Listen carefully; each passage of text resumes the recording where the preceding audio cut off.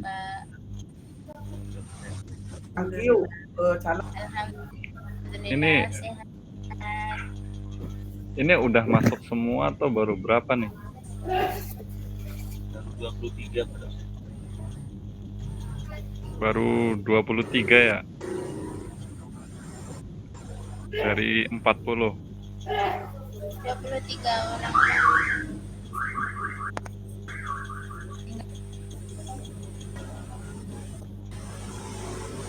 39.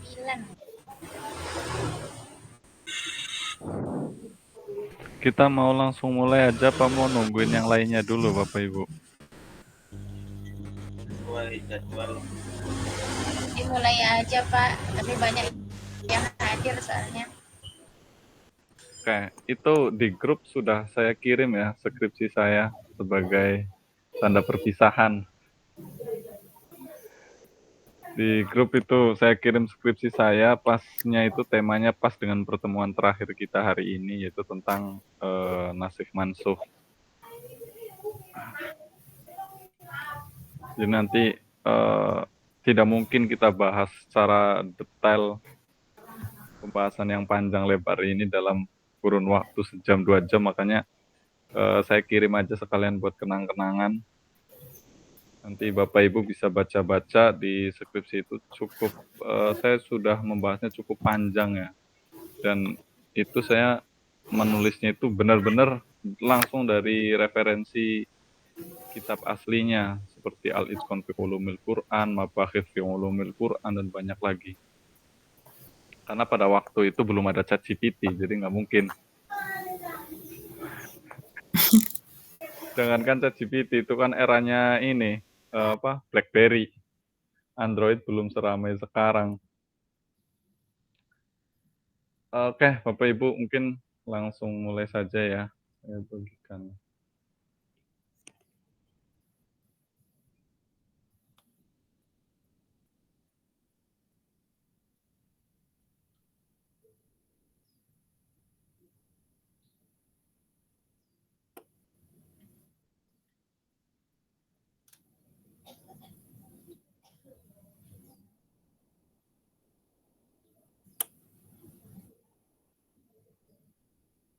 Udah kelihatan, Bapak Ibu? Sudah Pak. Oke, pembahasan kita kali ini di pertemuan terakhir itu tentang konsep naskh dalam Al-Quran, atau kalau bahasa akademisinya itu abrogasi, teori abrogasi dalam Al-Quran. Jadi tema ini sangat menarik ya. Kenapa? Karena diskursusnya itu sangat panjang sekali.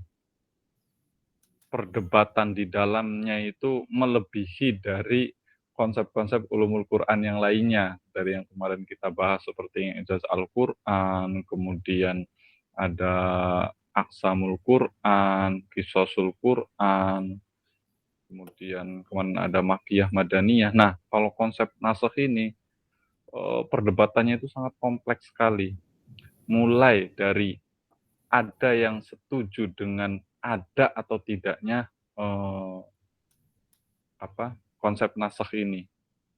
Jadi secara garis besar, ulama itu nanti dalam diskursus ini terbagi menjadi 2 kelompok. Ada yang mempercayai adanya konsep naskh dalam Al-Quran. Yang kedua, ada yang menolak naskh Al-Quran. Nah, nanti yang percaya terhadap konsep naskh Al-Quran, mengakui adanya naskh dalam Al-Quran, pun nanti dibagi menjadi beberapa kelompok lagi. Ada yang mengakui nanti hanya 1 jenis naskh, ada yang mengakui 2, ada yang mengakui 4 jenis naskh. Nanti terbagi lagi yang percaya terhadap adanya naskh dalam Al-Quran dengan Al-Quran, nanti itu ada yang percaya bahwa naskh itu bukan penghapusan. Nanti ada yang mempercayai naskh itu hanya penangguhan, ada yang penundaan. Jadi nanti banyak sekali perdebatan di dalam konsep naskh ini. Jadi awalnya dalam wacana ulumul Quran yang masuk dalam kategori nasikh wa mansukh ini itu ratusan ayat. Karena para ulama awal-awalnya itu menggunakan definisi nasakh itu penghapusan ayat, sehingga definisi itu terlalu universal, yang akhirnya banyak ayat-ayat hampir ratusan yang masuk dalam kategori nasakh. Karena nanti masuk di dalamnya ayat-ayat yang mengecualikan atau mentaksis ayat yang lain, itu juga disebutnya itu sebagai nasakh. Kemudian misalkan ayat yang menjelaskan tentang batas pengamalan ayat, itu juga disebut sebagai nasakh. Atau ayat-ayat yang membatalkan kebiasaan-kebiasaan orang jahiliyah, itu juga disebut sebagai nasakh. Jadi bahkan penjelasan ayat terhadap ayat yang lain, itu juga disebutnya sebagai nasakh. Banyak sekali. Bahkan nanti takwil juga disebutnya nasakh. Akhirnya apa imbasnya? Imbasnya nasakh itu menjadi sangat banyak sekali. Makanya penting sekali untuk memahami konsep nasakh ini. Bahkan Jalaluddin Abdurrahman As-Suyuti itu dalam Al-Itqan fi Ulumil Quran, dia mengatakan bahwa tidak boleh menafsirkan Al-Quran kecuali seseorang tersebut telah mengetahui tentang nasikh wa mansukh. Jadi ini syarat mutlak kalau dalam Al-Itqan itu, syarat mutlak orang ingin menafsirkan Al-Quran itu harus paham tentang ilmu nasikh wa mansukh ini. Kalau kita mengacu pada definisi, secara etimologi, nasikh dan mansukh itu kan berasal dari kata naskho yang mengandung beberapa arti. Bisa al-ibtol, artinya membatalkan. Bisa tabdil, mengganti. Bisa al-izalah, menghilangkan. Bisa juga an-naql, yang artinya itu memindahkan. Tetapi kalau secara terminologi, menurut Mustafa Muhammad Sulaiman, ini mengutip pendapatnya Ibnu Katsir ya dalam kitabnya. Kitabnya itu judulnya An-Nasakh fi Al-Qur'anul Karim wa Raddu 'ala Munkarihi. Jadi dalam kitab ini itu dijelaskan bagaimana perdebatan antara ulama-ulama yang mengakui adanya nasakh dalam Al-Qur'an dan ulama-ulama yang mengingkari. Nanti masing-masing dari ulama itu punya argumentasi yang sangat kuat. Bagaimana argumentasi bahwa ada kok di dalam Al-Qur'an ayat yang dihapus, bagi yang menolak tidak mungkin Al-Qur'an itu ada ayat yang dihapus misalkan. Nanti saya sedikit jelaskan argumentasinya sama-sama kuat. Jadi di situ dijelaskan bahwa definisi nasakh itu adalah raf'ul hukmi bidalil syariah al-muta'akhkhar. Jadi yang namanya nasakh itu adalah mengangkat suatu hukum dengan dalil syara' yang datang kemudian. Nah, dalam kitab yang sama, beliau juga mengutip pendapatnya Al-Asfahani bahwa nasakh itu izalatu syai' bi syai' yata'aqqabahu. Jadi menghilangkan sesuatu dengan sesuatu yang menyertainya. Di sini ada 2 kata kunci. Yang pertama menghilangkan sesuatu dengan sesuatu yang lain, yang kedua sesuatu itu yang dihapus adalah yang dihapus oleh sesuatu yang datang berikutnya. Kuncinya itu. Jadi hampir seluruh ulama itu bukan awalnya ya, pada awal-awalnya itu semuanya sepakat bahwa yang namanya nasakh itu adalah menghapus ayat yang datang kemudian dihapus oleh ayat yang datang kemudian. Jadi yang baru menghapus yang lama. Nah, nanti perbedaan juga pendapat, misalkan Ayatullah Muhammad Baqir, nasakh ini menghapus sesuatu yang sudah tetap dalam syariat dengan menghapus masanya. Jadi yang dihapus itu bukan hukumnya, tetapi waktunya. Baik itu nanti yang dihapus itu hukum taklif seperti wajib dan haram, ataupun hukum wad'i seperti sah dan batil. Nah, nanti ada lagi menurut Nasr Hamid Abu Zaid, itu dia membedakan bahwa nasakh itu hanya pembatalan hukum saja. Nah, pembatalannya itu baik dengan menghapus dan melepaskan teks yang menunjukkan hukum itu sendiri, atau hanya yang dihapus itu hukumnya saja, tapi teksnya masih ada. Nah, akhirnya inilah mulai perdebatan mengenai dari definisi nasakh saja itu udah pada berbeda pendapat dari mulai definisinya saja. Tetapi dari semua tentang definisi nasakh perdebatan itu, semuanya itu berargumentasi dengan satu ayat, yaitu ayat surat Al-Baqarah ayat 106, pangkalnya di situ, yang berbunyi, "Ma nansakh min ayatin aw nunsiha na'ti bi khairi minha aw mithliha." Jadi perdebatannya itu bermuara dari ayat ini. Bahwa dalam ayat itu dijelaskan bahwa ayat mana saja yang kami nasakhkan atau kami jadikan manusia lupa kepadanya, na'ti bi khairi minha aw mithliha. Maka kami datangkan yang lebih baik darinya atau yang sebanding dengannya. Nah, inilah argumentasi ulama yang mengatakan bahwa ada ayat Al-Qur'an yang dihapus. Jadi, manansah min ayatin aw nusiha. Allah tidak akan menghapus suatu ayat atau menundanya kecuali Allah akan mendatangkan minimal yang sepadan dengannya atau yang lebih baik. Itu. Makanya para ulama itu yang mengakui adanya nasakh ini menganggap atau menafsirkan ayat ini sebagai dalil bahwa dalam Al-Qur'an itu ada ayat yang dihapus. Tetapi apa, ketika ayat itu dihapus, penggantinya itu pasti lebih baik atau minimal sepadannya. Itu jaminannya. Nah, tetapi bagi ulama yang menolak, itu nanti, dia menggunakan ayat, "La ya'tihil batil mim baini yadayhi wala min khalfi." Tidak datang kepadanya Al-Qur'an, kebatilan baik dari depan maupun belakang. Jadi nggak mungkin Al-Qur'an itu akan ada yang dihapus. Kalau dihapus itu kan berarti, menunjukkan kekurangan. Nah, terus nanti ada lagi, kalau misalkan Allah tidak menghendaki suatu hukum itu ada, tidak mungkin dicantumkan di dalam Al-Qur'an, itu. Dan, nanti perdebatannya eee, panjang. Nah, kita bahas dulu kok nanti perdebatan kita bahas di akhir. Nanti, bagi ulama yang mengakui adanya nasakh itu ada 4 jenis.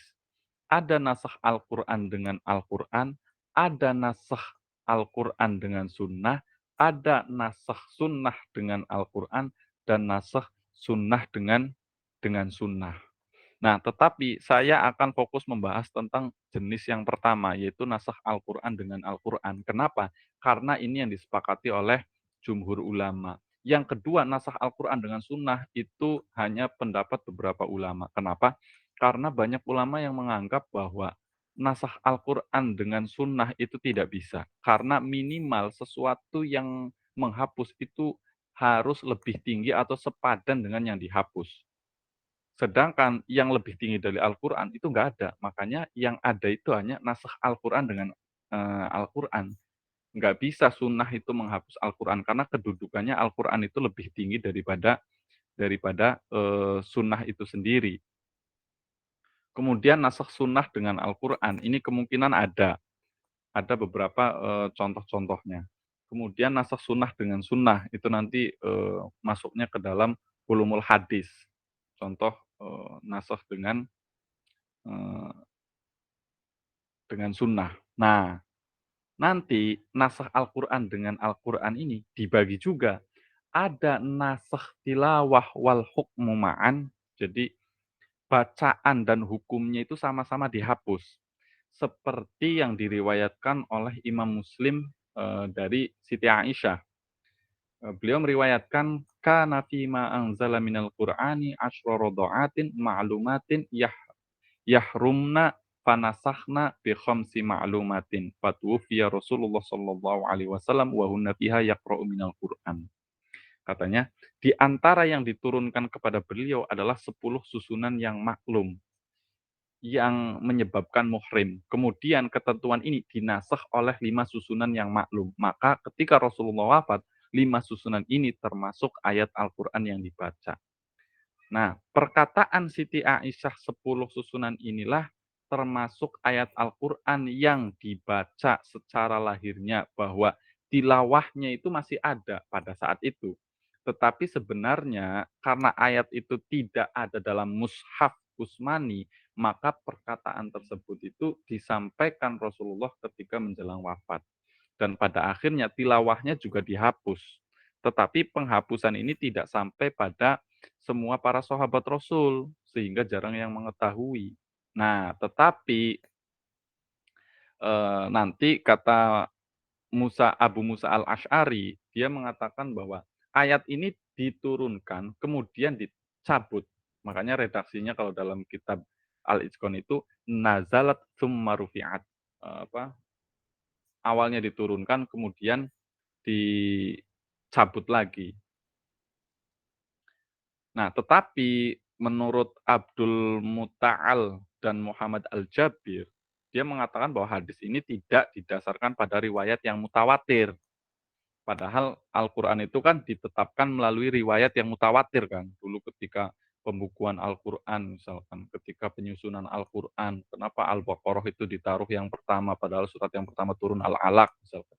Itu kan disusun berdasarkan riwayat yang mutawatir. Sedangkan hadis yang tadi kata Muhammad Al-Jabir dan Abdul Muta'al itu tidak mutawatir. Makanya kategori nasakh tilawah wal hukmu ma'an ini tidak diakui oleh beberapa ulama. Nah, karena di situ banyak kejanggalan katanya. Itu yang pertama, debatable juga. Nah, yang kedua itu ada namanya nasakh tilawah dunal hukm. Yaitu bacaannya dihapus, tapi hukumnya itu masih ada. Misalkan, contohnya itu dalam kasus rajam bagi orang yang berzina, yang diriwayatkan oleh Umar bin Khattab dan Abi Ka'ab, yang bunyinya itu asy-syaikhu wasy-syaikhatu idza zayyana farjumuha al-baitata nakala minallahi wallahu azizun hakim. Bahwa orang orang tua laki-laki dan perempuan apabila keduanya berzina, maka rajamlah keduanya itu dengan pasti sebagai siksaan dari Allah. Nah, bacaan ayat ini telah dihapus, akan tetapi hukumnya itu masih berlaku. Nah, menurut ulama yang menolak nasakh kedua ini, bahwa teks tersebut itu bertentangan dengan hadis sahih yang menggunakan redaksi muhson. Yang wal muhsonatu tuh, bukan syaikh, bukan asyaikhu wa syaikhatu, tapi kalau di ayat yang lain itu apa? Yang wal muhsonatu. Makanya ada beberapa ulama yang tidak mengakui jenis nasakh yang kedua ini. Karena dianggapnya itu sebagai kejanggalan di dalam Al-Quran. Karena di situ ada banyak ragam periwayatan yang dihapus, yang memunculkan keraguan apakah benar-benar teks Al-Quran atau tidak. Namun keraguan penolak nasakh jenis ini itu dijawab oleh Imam Nawawi. Kata beliau, tidak dicantumkannya ayat tersebut oleh sahabat itu justru malah sebagai bukti bahwa ayat tersebut itu telah dihapus dari Al-Quran. Itu kata Imam Nawawi. Jadi tadinya ayat ini ada namanya asyaikhu bunyinya tadi asyaikhu wasyaikhatu iza zayyana farjumuha al-baitata nakala minallah al-ayah. Itu dihapus. Bacaannya dihapus tetapi hukumnya masih ada. Itu yang kedua. Kemudian yang ketiga ada namanya nasakh al-hukm dunat tilawah. Jadi hukumnya dihapus tetapi bacaannya masih ada. Dan bacaan ayatnya ini masih tetap dan masih boleh dibaca dan tetap mendapatkan pahala. Tetapi hukumnya atau isinya itu sudah dihapus. Contohnya apa? Contohnya misalkan surat Al-Baqarah ayat 240. Walladzina yutawaffawna minkum wa yadharuna azwaja wasiyatan li azwajihim mata'an ilal khawli ghairu ikhraj. Dan orang-orang yang akan meninggal dunia di antara kamu dan meninggalkan istri, hendaklah berwasiat untuk istri-istrinya dan diberi nafkah hingga setahun lamanya dan tidak disuruh pindah dari rumahnya. Ingat, di situ iddahnya itu adalah 1 tahun. Nah, kemudian ayat ini dinasakh oleh surat Al-Baqarah ayat 234. Walladzina yutawaffawna minkum wa yadaruna azwaja yatarabbasna bi anfusihin arba'ata ashhuri wa asyra. Di ayat 234 ini masa iddahnya itu adalah 4 bulan 10 hari yang tadinya setahun kemudian diganti. Inilah contoh dari nasakh hukum dunat tilawah. Hukumnya dihapus tetapi bacaannya masih ada. Nah, kalau menurut Mana Kholi Al-Qattan, dia menjelaskan di dalam Mabahith Ulumul Quran bahwa hikmah dari jenis nasakh ini itu ada banyak. Misalkan, yang pertama, selain Al-Quran itu dibaca untuk diketahui kandungannya, Al-Quran juga satu-satunya bacaan dalam Islam yang mengandung pahala. Baca hadis dapat pahala enggak? Enggak. Baca kitab dapat pahala enggak? Enggak. Tapi membaca Al-Quran meskipun tidak tahu artinya, tidak tahu maknanya, tidak tahu maksudnya, tetap mendapatkan pahala. Itu yang pertama. Kemudian yang kedua, nasakh itu untuk meringankan dengan menetapkan bacaannya meskipun hukumnya telah dihapus, itu mengindikasikan kenikmatan yang diberikan oleh Allah bahwa oh ya dulu idahnya setahun sekarang diganti 4 bulan 10 hari. Berarti kan kita mengetahui bahwa dulunya itu berat. Kemudian Allah meringankan. Itu. Nah, syarat-syarat nasakh kemudian. Jadi nasakh itu nanti ada syarat-syaratnya. Kenapa? Karena sebagaimana kita tahu Al-Qur'an itu kan sifatnya sholihun likulli zaman wa makan. Jadi akan selalu relevan di setiap zaman kan. Kalaupun ada yang berdapat bahwa ada ayat Al-Qur'an yang telah dibatalkan hukumnya, artinya mansukh itu tadi, makanya harus ada landasan yang kuat. Makanya harus ada ketentuan-ketentuan dan ketetapan ayat yang mansukh itu. Kalau menurut Profesor Quraish Shihab, itu setidaknya nanti ada 3 syarat nasakh. Syarat yang pertama itu adalah sesuatu yang membatalkan atau menghapus itu paling tidak harus sama kuat dengan ayat yang dihapusnya itu. Sehingga wajar ketika ada ayat yang dibatalkan, sehingga tidak wajar kalau misalkan ada ayat dibatalkan oleh sunnah tadi. Bahkan apalagi misalkan dihapus karena pertimbangan akal, itu nggak wajar. Makanya minimal ya tadi harus lebih kuat. Tetapi siapa yang lebih kuat dari Al-Quran? Kan nggak ada. Maka otomatis hanya bisa dinasakh oleh Al-Quran. Jadi Al-Quran itu hanya bisa dinasakh oleh sesama Al-Quran. Itu. Dan ketika misalkan ada hadis yang kandungannya berbeda dengan kandungan Al-Quran, maka hadis tersebut tidak dinilai sebagai membatalkan ayat, melainkan penjelasan ayat, bukan pembatalan. Makanya syarat yang pertama ini mutlak harus lebih tinggi atau lebih kuat. Kemudian syarat yang kedua, ayat yang dibatalkan itu benar-benar bertolak belakang. Jadi bertolak belakang ini berbeda ya dengan berbeda dengan kata berbeda.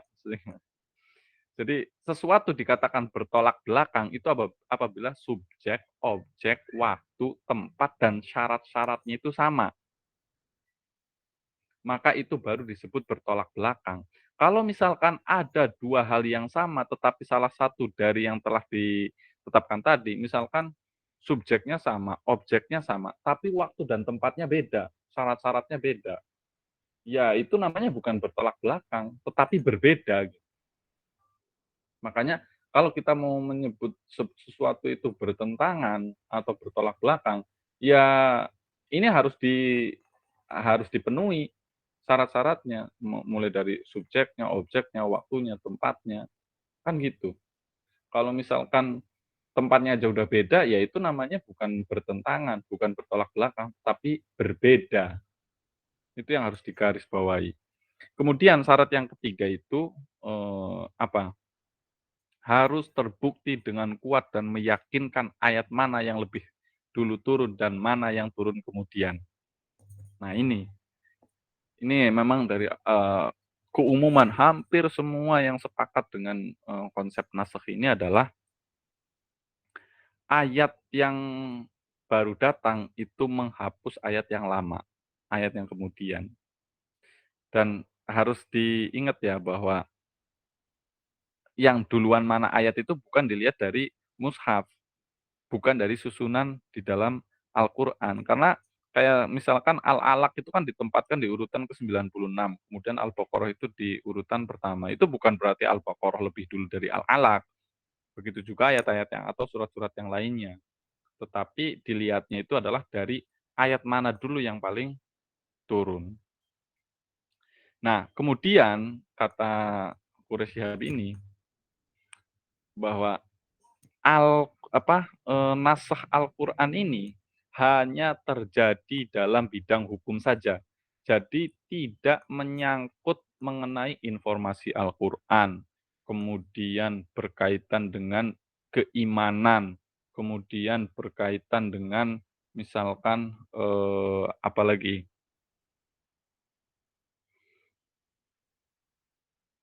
tidak berkaitan tadi selain informasi itu tidak berkaitan dengan akidah, ya Allah, mau ngomong akidah aja susah banget. Jadi tidak berkaitan dengan informasi dan juga tidak berkaitan dengan akidah. Karena akidah ini kan prinsip dasar yang berkaitan dengan keyakinan dalam hati kan. Jadi mengubahnya itu ya bisa mengakibatkan perubahan prinsip sekaligus meruntuhkan keimanan seseorang. Makanya nasakh itu hanya berlaku dalam hukum. Kalau dalam akidah atau informasi itu tidak berlaku. Nah, nanti banyak sebenarnya Imam Quraisy Profesor Quraisy Shihab ini juga mengambil atau mengutip pendapatnya mana Kholi Al-Qattan dalam kitab Mabahith fi Ulumil Quran itu. Banyak nanti perbedaan syarat-syarat dari setiap ulama. Nah, bagi yang menolak adanya nasakh itu seperti orang pelin-pelan. Nih, pro kontra nasakh. Nanti ulama yang mengakui adanya nasakh itu misalkan Ibnu Huzaimah, Ibnu Salamah, Ibnu Hilal, Mustafa Zaid, Abu Ja'far, dan yang lainnya. Banyak Asyuyuti, Manakholi Al-Qattan, dan yang lainnya. Nah, kalau ulama yang menolak di antaranya yang paling keras itu nanti ada namanya Abu Muslim Al-Asfahani. Itu yang paling keras menolak nasakh. Alasannya saya ulang lagi dari awal. Kalau yang pro terhadap nasakh itu kan dalilnya tadi manansah min ayatin au nunsiha nanti bi khairi minha au mithliha. Itu dalil orang ulama yang pro terhadap nasakh. Bahwa ada kok buktinya ayat Al-Qur'an surat tadi Al-Baqarah ayat 106. Bahwa ya tidak ada alasan yang menunjukkan tidak adanya nasakh dalam hukum Allah. Karena memang di situ sudah jelas bahwa manansah Allah tidak akan menghapus. Gitu. Nah, nanti perdebatan di dalam kelompok pro ini baru apakah nasakh itu menghapus, menunda, pembatalan, itu nanti perdebatan juga. Belum lagi diperkuat dengan surat An-Nahl ayat 101. Wa idza baddalna ayatan maka na ayatin. Bahwa apabila kami meletakkan suatu ayat di tempat ayat yang lain sebagai penggantinya, badalna ayatan makana ayat. Ini penguat juga bahwa Allah itu ini mengganti ayatnya gitu. Nah, sementara nanti bagi kubunya Abu Muslim Al-Asfahani memahami surat Al-Baqarah ayat 106 tadi manansah min ayatin itu sedang berbicara tentang penghapusan hukum agama sebelum Islam seperti Taurat, Injil, kemudian orang-orang Yahudi Jadi ayat itu sedang berbicara menghadapi orang Yahudi yang tidak mau mengakui agama Islam, bahwa kitab syariat-syariat yang ada di Taurat itu sudah diganti dengan Al-Quran. Jadi tidak berbicara tentang Al-Quran dengan Al-Quran itu sendiri. Itu dalilnya Abu Muslim Al-Asfahani itu. Nah, kemudian diperkuat dia dengan menggunakan surat Al-Baqarah ayat, maaf, bukan Al-Baqarah, surat Al-Fusalat ayat 42. La ya'tihil batil min baini yadayhi wala min khalfihi. Jika memang Allah tidak menghendaki hukum itu ada di dalam Al-Quran, tentu Allah tidak akan menurunkan hukum tersebut. Itu. Nah, dan justru malah ketika ada nasakh di dalam Al-Quran itu menunjukkan kelemahannya Allah katanya. Nanti Allah itu terkesan pelin-pelan. Bahkan seolah-olah Allah itu tidak mengetahui apa yang akan terjadi. Tadi menetapkan hukum A. Kemudian setelah kejadiannya berubah, Allah akan menetapkan hukum B diganti lagi. Itu seolah-olah malah justru menghilangkan kekuasaannya Allah katanya. Nah, dibantah lagi oleh gengnya ini Mana Kholi Al-Qotton, oleh siapa? Imam Syafi'i dan teman-teman yang lain. Dia menganalogikannya, beliau-beliau ini menganalogikannya seperti ini, termasuk Quraish Shihab. Dia menganalogikannya itu seperti dokter yang mengobati pasien. Ketika sakitnya parah, maka dia akan menggunakan obat yang keras. Kemudian setelah perkembangan kesehatannya membaik, misalkan obat yang keras itu tadi kodenya A, misalkan. Setelah keadaannya mulai membaik, dia akan mengganti obat yang keras tadi dengan obat yang lebih lebih efek sampingnya itu lebih ringan dengan mengganti obat B. Nah, pengetahuan dokter itu tidak berubah terhadap penyakit maupun obat yang diberikan. Tetapi yang berubah itu adalah kondisi pasiennya. Maka obat itu menyesuaikan dengan kondisi pasiennya. Begitu juga Allah ketika memberikan hukum terhadap umat Islam, itu melihat kondisi umatnya. Bukan berarti ketika Allah menghapus sebuah hukum di dalam teks Al-Quran, itu Allah tidak mengetahui kondisi yang akan datang atau tidak mengetahui hukum yang lebih tepat ditetapkan. Tetapi justru karena Al-Quran itu adalah kitab yang solihun likuli zaman wa makan, dan Nabi Muhammad yang dijadikan satu-satunya otoritas tertinggi untuk menafsirkan Al-Quran itu umurnya cuma 63 tahun, maka Al-Quran itu harus mengandung semua hukum yang akan relevan sepanjang zaman. Sehingga hukum-hukum itu akan mengakomodir sesuai zamannya, perubahan zamannya. Makanya beberapa ulama itu memahami naskh itu bukan menghapus, apalagi menghapus secara permanen, tetapi penundaan, yaitu ditunda sampai pada waktu dan kondisi yang tepat untuk ditetapkannya hukum tersebut. Makanya nanti di skripsi saya itu, saya mengangkat tentang konsep naskh terbaliknya An-Naim. Abdullah Ahmad An-Naim itu memiliki konsep terbalik yang menurut saya itu unik. Makanya saya angkat deskripsi saya. Karena hampir di semua kitab ulumul Quran itu pasti yang namanya nasakh itu adalah tadi na'ti bi khairi minha. Jadi ayat yang lama itu akan dihapus oleh ayat yang baru turun. Nah, kalau dalam konsep nasakh terbaliknya An-Naim, kenapa disebutnya itu nasakh terbalik? Karena justru ayat yang baru datang itu dihapus oleh ayat yang lama. Loh, kok bisa? Karena nanti konsepnya kayak gini, bahwa hukum itu tadi kan nasakh itu adalah penundaan, bukan penghapusan. Contohnya An-Naim itu mencontohkan kayak gini. Dulu ketika Nabi Muhammad itu berdakwah di Mekah kemudian ditolak, padahal pesan-pesan di Mekah itu ayat-ayat yang sangat universal, menjunjung tinggi kemanusiaan, tidak tidak mengintimidasi kaum non muslim, kemudian toleransinya yang sangat tinggi, tidak membeda-bedakan ras, suku, agama, itu ayat-ayat Makkiyah. Kemudian ayat-ayat damai, ayat-ayat universal yang seperti itu ditolak oleh kaum Quraisy pada saat itu.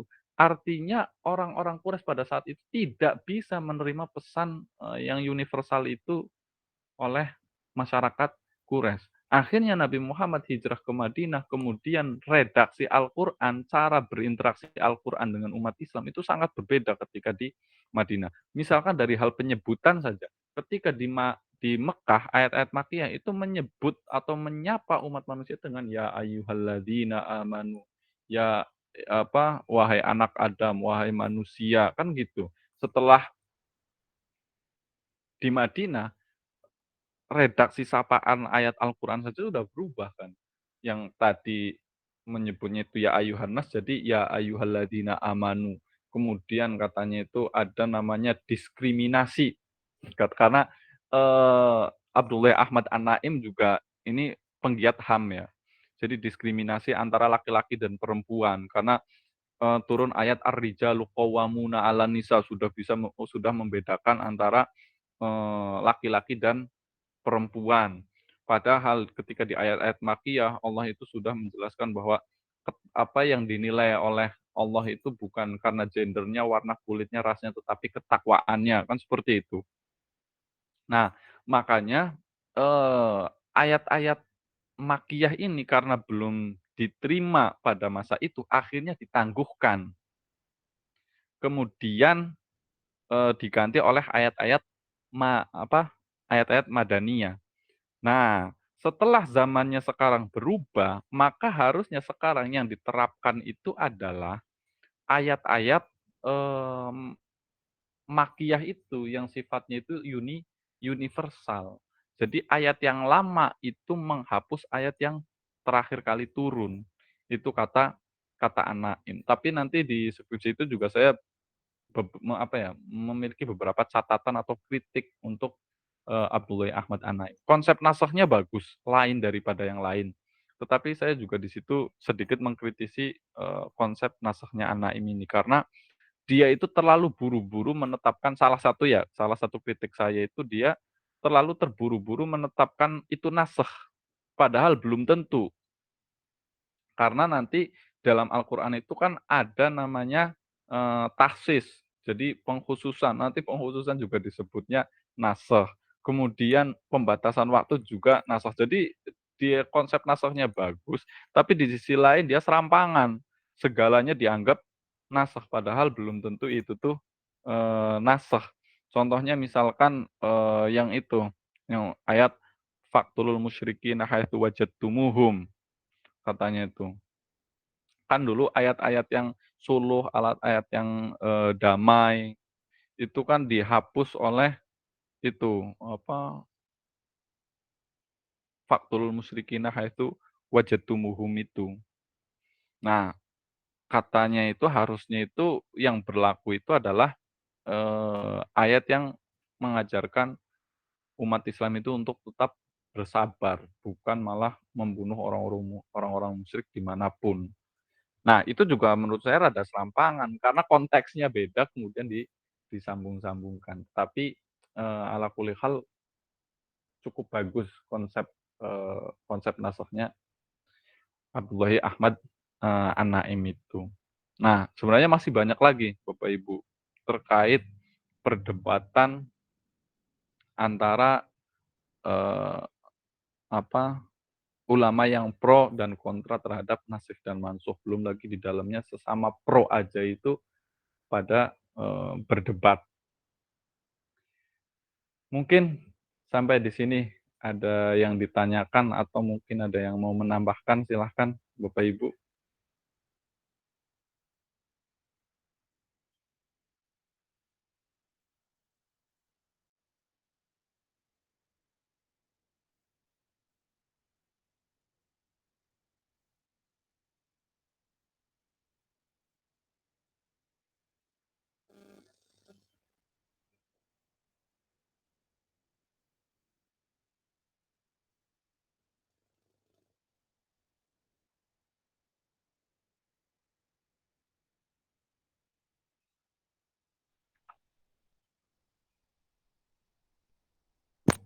Ya, silahkan.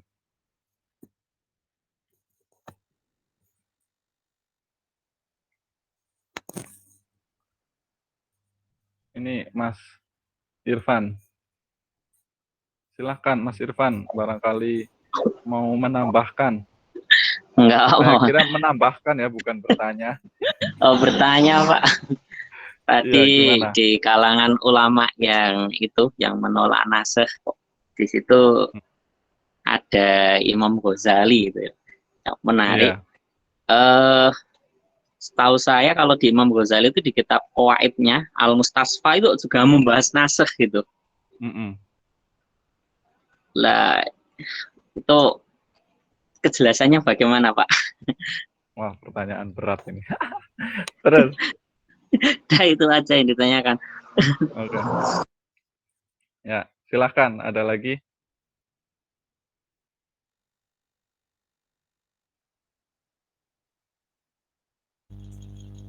Assalamualaikum Pak dosen. Ya, Waalaikumsalam. Saya ingin bertanya jujur, ini pelajaran yang menurut saya karena ini awal saya juga kuliah, Pak. Jadi sangat berat menurut saya. Jadi pertanyaan saya itu bagaimana cara menentukan ayat atau mencari ayat yang nas Al-Quran dengan Al-Quran. Sementara kan tadi dijelasan bahwa ada yang hukumnya dihilangkan kemudian dirubah dan sebaliknya. Itu menentukan yang ayat awalnya itu bagaimana? Yang menentukan apanya, Mas? Menentukan bahwa ini loh ayat yang diganti hukumnya atau seperti itu. Mungkin Pak dosen bisa mengertikan. Ya, oke. Silahkan, satu lagi.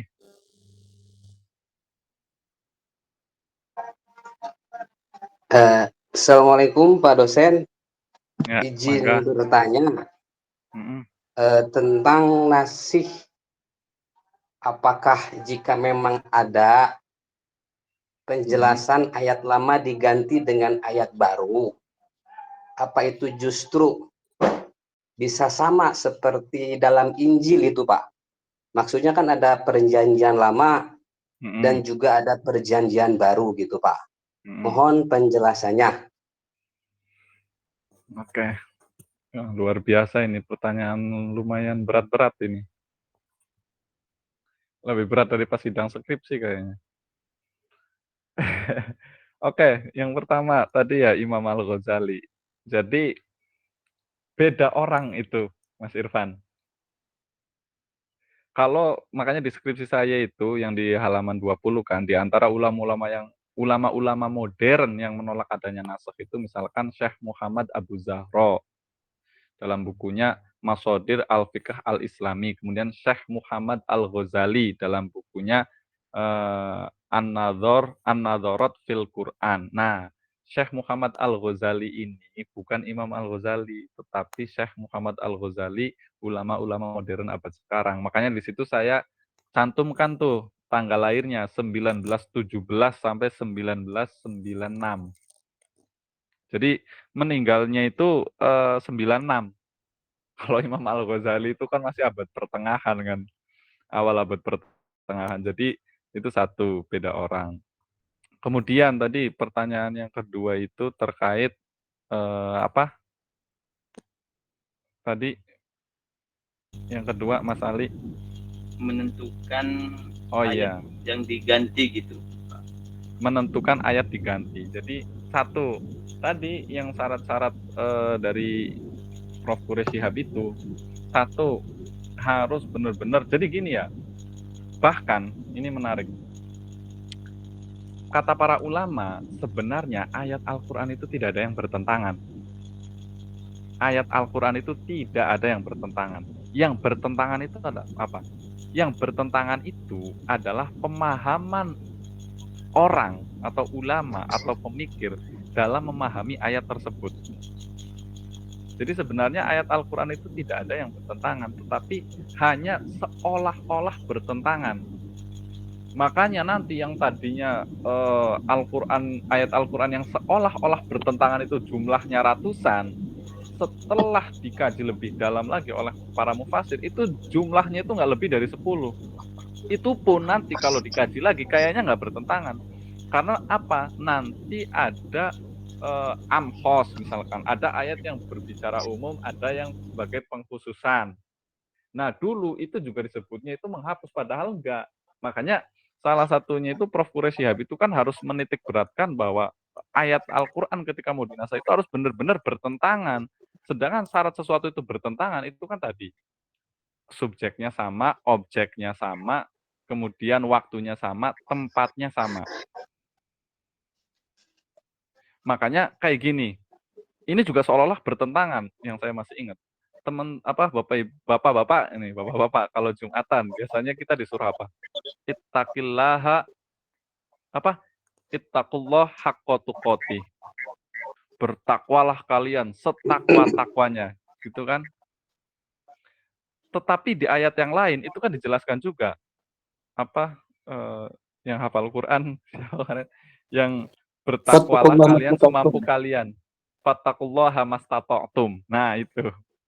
Ayo, itu seolah-olah apakah bertentangan? Bagi orang awam seperti kita, wah, ini Allah gimana ini?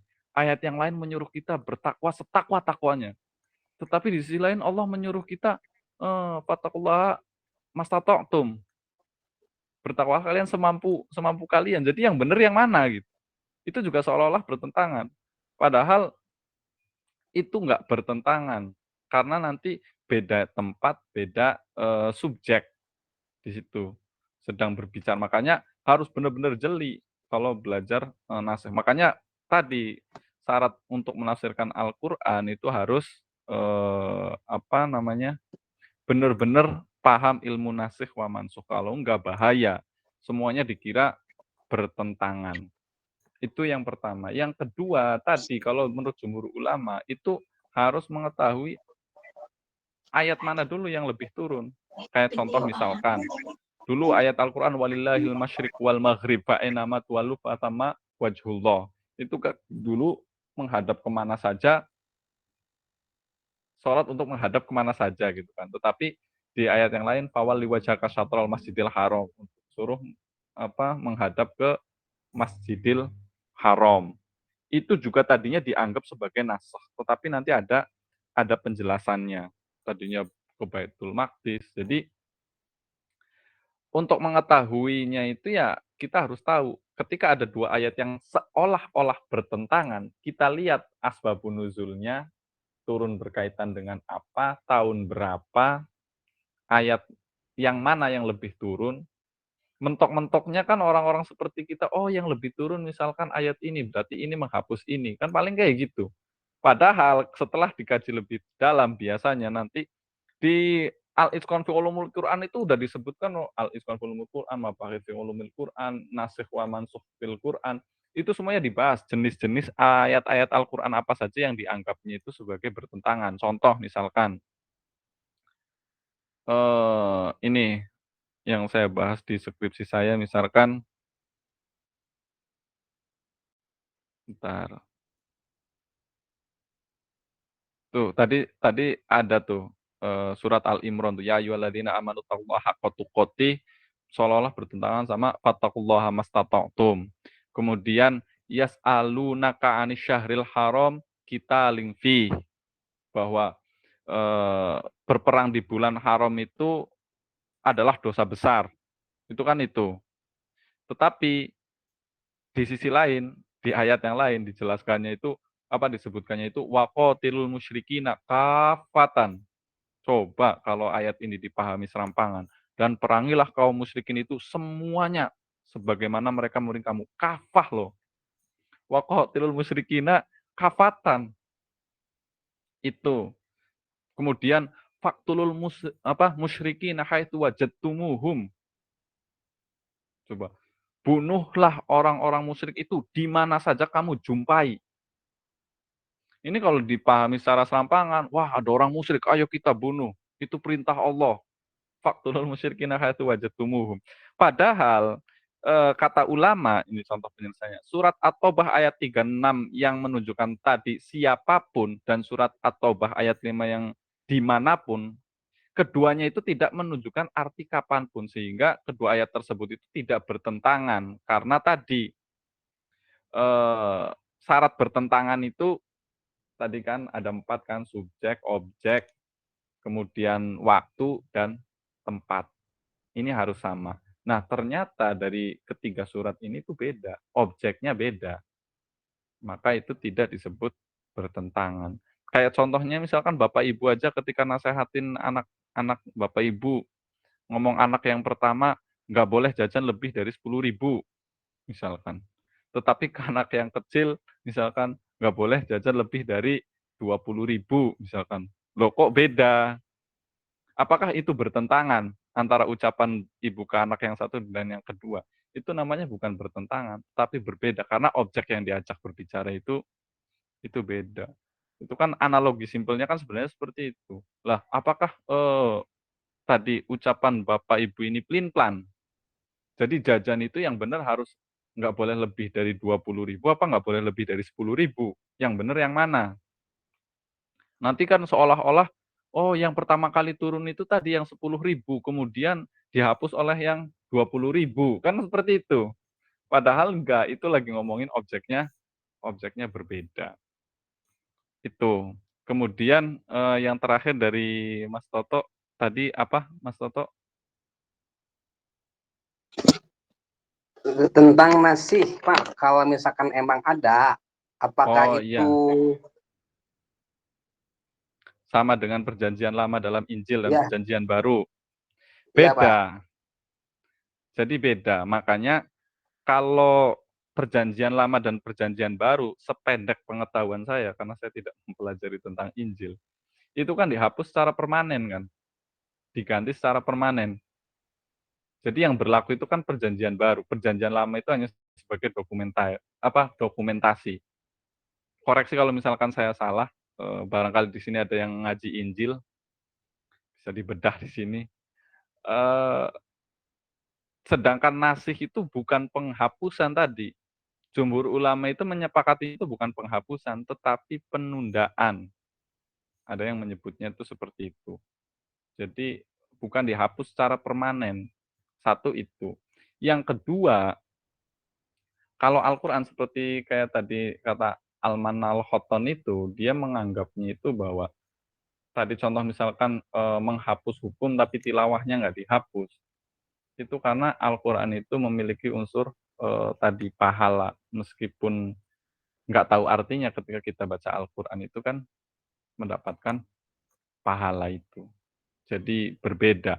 Makanya itulah kenapa berbeda, kenapa para ulama banyak yang mengharamkan hermeneutik untuk menafsirkan Al-Quran, karena Al-Quran dan Injil itu beda.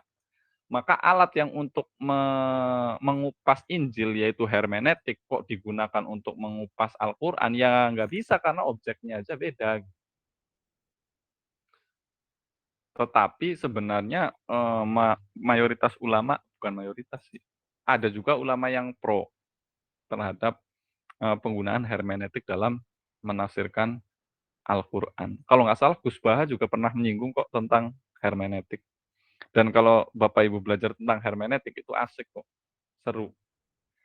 Tinggal nanti Bapak Ibu tinggal pilih saja, karena hermeneutik itu kan nanti banyak ya teori-teorinya. Nanti kalau saya sih lebih objektif ya, tidak memukul rata semua hermeneutik itu tidak bisa dijadikan untuk menggunakan dijadikan untuk menafsirkan Al-Quran. Nanti hermeneutik juga banyak teori-teorinya. Ada teori yang bisa digunakan untuk menafsirkan Al-Quran, ada juga yang tidak.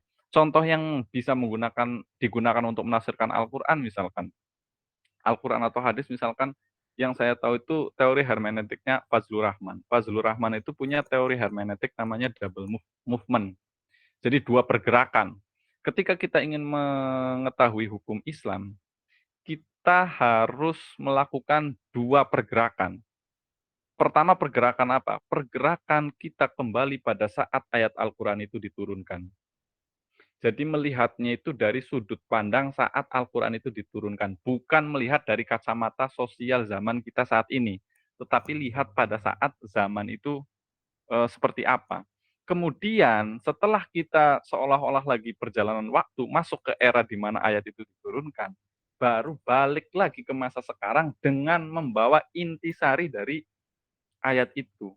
Bukan melihat intisari ayat ini dari zaman sekarang, bukan. Tapi kita harus masuk ke zaman itu. Karena kata Fazlur Rahman itu, Al-Quran itu tidak turun di ruang hampa. Al-Quran turun bukan di atas kertas putih kosong bersih. Tidak. Tetapi Al-Quran turun di ruang yang penuh dengan dinamika sosial, politik, budaya, kultur pada saat itu. Maka Al-Quran itu akan berinteraksi dengan elemen-elemen ini. Sehingga untuk memahami Al-Quran, kita ya harus kembali ke tahun di mana ayat Al-Quran itu diturunkan. Atau contoh simpelnya gini. Dulu, pasti Bapak Ibu masih ingat ya dulu ketika Megawati jadi presiden. Ada muncul ramai penolakan hadis tentang bahwa apabila negara dipimpin atau negara atau suatu kaum dipimpin oleh perempuan, maka tunggulah kehancurannya. Ada hadisnya, pernah dengar nggak Bapak Ibu? Hadis itu sahih loh. Dan hadis itu sempat digunakan untuk kepentingan politik itu, bahwa perempuan ketika memimpin sebuah kaum atau kerajaan atau negara, maka tunggulah kehancurannya. Nah, hadis ini kalau kita tafsirkan menggunakan tafsir hadis ya, menggunakan tadi metode hermeneutiknya Fazlur Rahman, double movement itu sangat menarik sekali.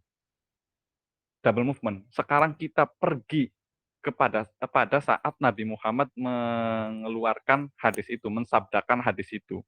Dan hadis itu kan diucapkan Nabi Muhammad kepada Ratu Buaran bin Kisro. Di mana Kisro ini adalah anak satu-satunya perempuan di kerajaan itu. Kemudian orang tuanya meninggal. Kemudian Nabi Muhammad menyurati Ratu Buaran bin Kisro ini, tapi suratnya Nabi Muhammad itu disobek-sobek. Ada sahabat yang lapor, wahai Nabi, Ratu Buaran menyobek surat-suratnya Nabi Muhammad. Baru Nabi Muhammad mengucapkan, tunggulah kehancurannya. Apabila sebuah kaum dipimpin oleh perempuan, tunggulah kehancurannya. Yang dimaksud Nabi Muhammad itu bukan marah karena suratnya disobek-sobek.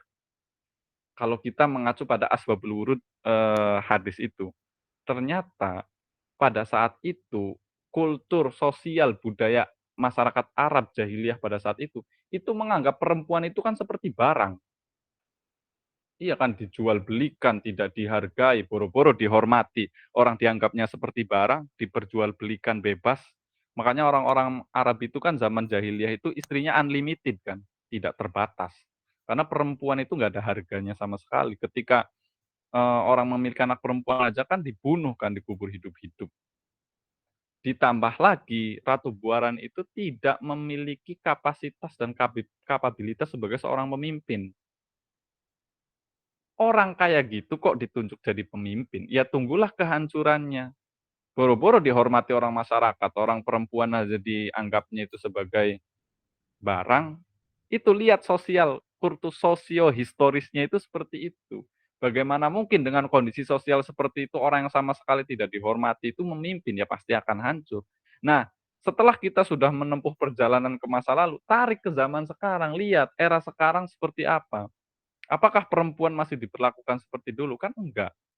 Sekarang perempuan memiliki posisi yang sama dalam public relation kan. Dalam hubungan tata negara pun perempuan bisa jadi presiden, bisa jadi menteri. Bahkan Nabi Muhammad itu pernah mengangkat perempuan, saya lupa nama sahabatnya, ada yang tahu nggak? Yang menjadi kepala pasar di Madinah. Ada tuh, Nabi Muhammad pernah mengangkat kepala pasar itu sahabat perempuan. Karena dia memiliki kapasitas dan kapabilitas di situ, memiliki kredibilitas. Jadi tolak ukur hadis itu bukan sedang berbicara gender, tidak berbicara perempuan sebagai gender, tetapi di situ berbicara tentang Ratu Buaran bin Kisra yang tidak memiliki kapasitas di tengah-tengah kultur masyarakat yang tidak menghormati perempuan sama sekali. Itu contoh penggunaan hermeneutik. Loh kok mirip-mirip sama Asbabul Wurud? Ya sebenarnya mirip-mirip juga. Ketika kita belajar Asbabul Wurud juga kan seperti itu sebenarnya. Makanya kalau saya pribadi ketika belajar hermeneutik, ada juga nanti beberapa teori-teori hermeneutik yang rada ngawur. Yang menurut saya itu nggak bisa, mau gimana pun dipaksakan di Al-Quran itu nggak bisa. Kayak contohnya misalkan teorinya siapa yang memiliki teks otonom, bahwa teks itu ketika terlepas dari penulisnya, teks itu sudah otonom, sudah menjadi haknya pembaca untuk menafsirkan. Itu ada teori hermeneutik seperti itu. Jadi teks itu ketika sudah dibaca oleh seseorang, maka teks itu otonom, sudah terlepas dari autornya. Nah, Al-Quran siapa autornya? Emang Al-Quran ditulis? Kan enggak. Al-Quran itu diturunkan, bukan ditulis layaknya Injil yang dikarang oleh siapa? Paulus itu kan ditulis. Kan enggak. Makanya itu enggak tepat juga. Jadi kalau sependek yang saya pelajari mengenai tentang hermeneutik, ada yang sesuai bisa kita gunakan untuk menafsirkan Al-Quran, ada yang enggak. Nah, itulah kenapa tadi perbedaan antara Al-Quran dan Injil itu. Itu, Bapak Ibu, ada yang mau menambahkan? Mau sharing, barangkali ada yang sudah belajar Injil atau ada yang ini barangkali mu'alaf di sini. Gak ada ya? Ini wajah-wajah Islam dari lahir semua sih.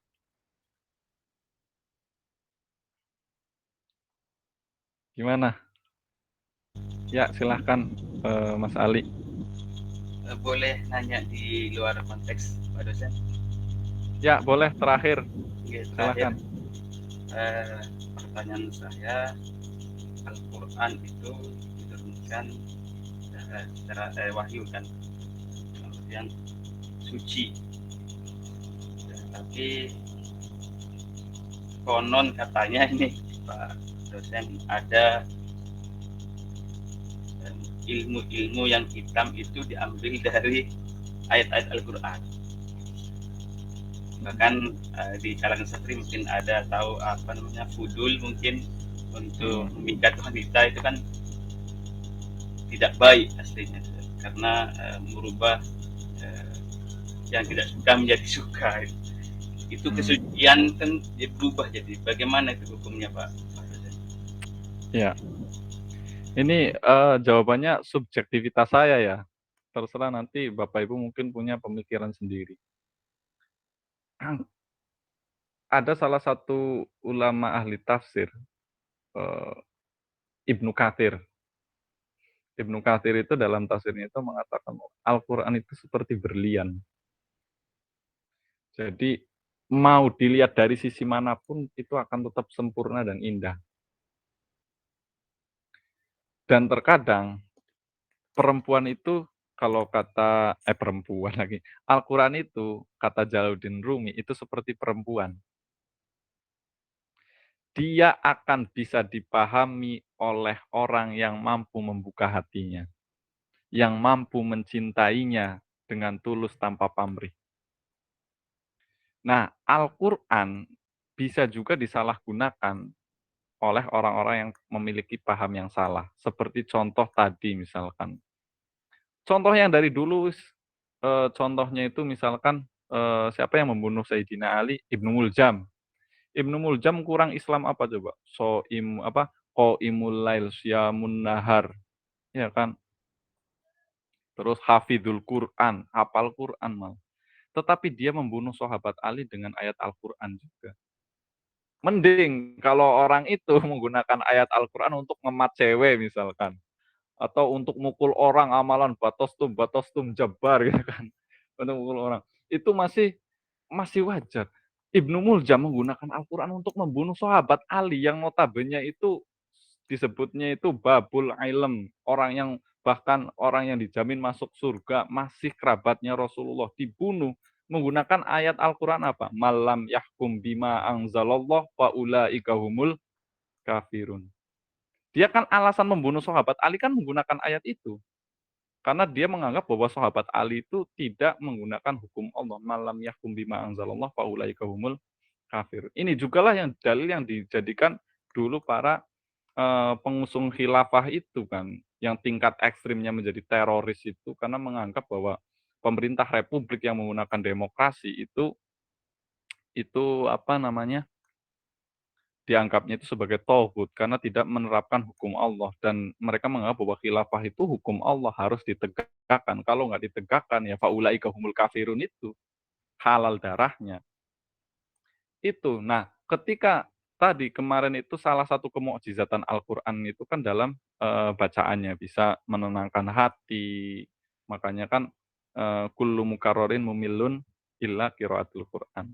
Sesuatu yang diulang-ulang, yang hal sederhana yang kita rasakan, sesuatu yang diulang-ulang itu pasti membosankan. Tetapi Al-Qur'an itu tidak pernah membosankan. Itu contoh real mukjizat Al-Qur'an yang kita rasakan setiap hari-hari. Bapak Ibu pernah nggak bosan baca Yasin? Kita coba, apalagi orang NU, baca Yasin itu nggak kehitungan, apalagi kalau hari Jumat, malamnya tahlilan. Habis tahlilan, besoknya ziarah, yasinan lagi. Nanti ada orang meninggal, yasinan lagi. Apalagi kalau ada selama 7 hari, 40 hari, yasinan tiap malam. Bosen nggak? Herannya kita nggak pernah bosen. Nggak pernah bosen. Tapi Bapak Ibu, sekarang lagu yang lagi ngehits, misalkan lagunya siapa, coba dengerin. Setiap malam 40 hari berturut-turut, bosen nggak? Jangankan berturut-turut. Bapak Ibu suka dangdutan, sok satu lagu itu puter berkali-kali, sehari 5 kali, seminggu bosen nggak? Udah pasti bosennya. Itu contoh mukjizatnya. Nah, ada sebagian orang yang menganggap kemukjizatan Al-Qur'an itu bisa digunakan untuk hal-hal gaib. Contoh misalkan untuk ngemat cewek. Itu kalau misalkan tujuan ngemat ceweknya itu tujuannya itu bertentangan dengan syariat, ya sudah pasti itu salah.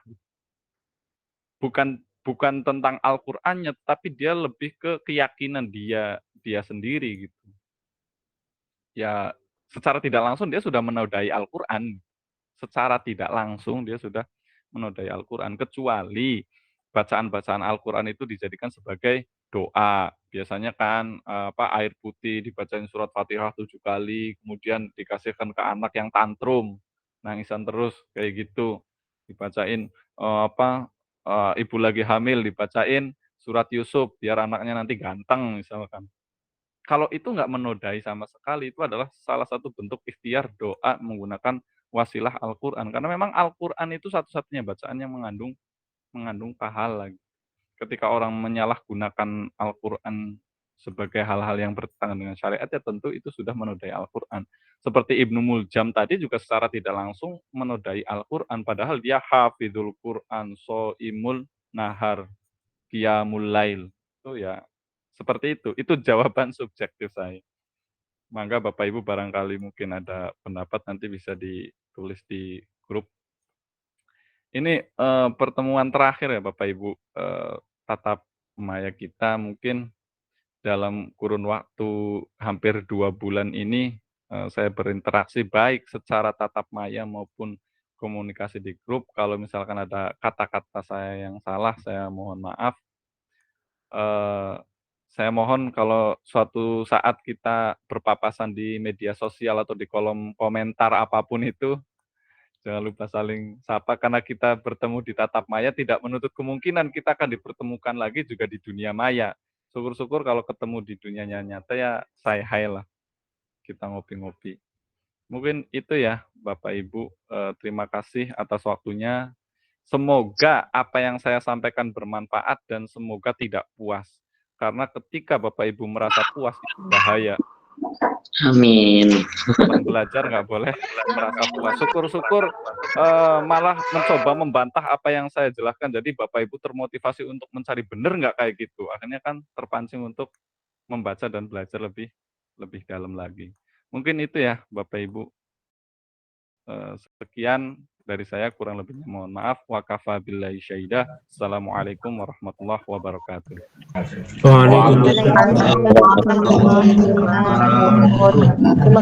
Terima kasih Bapak dosen. Sama-sama.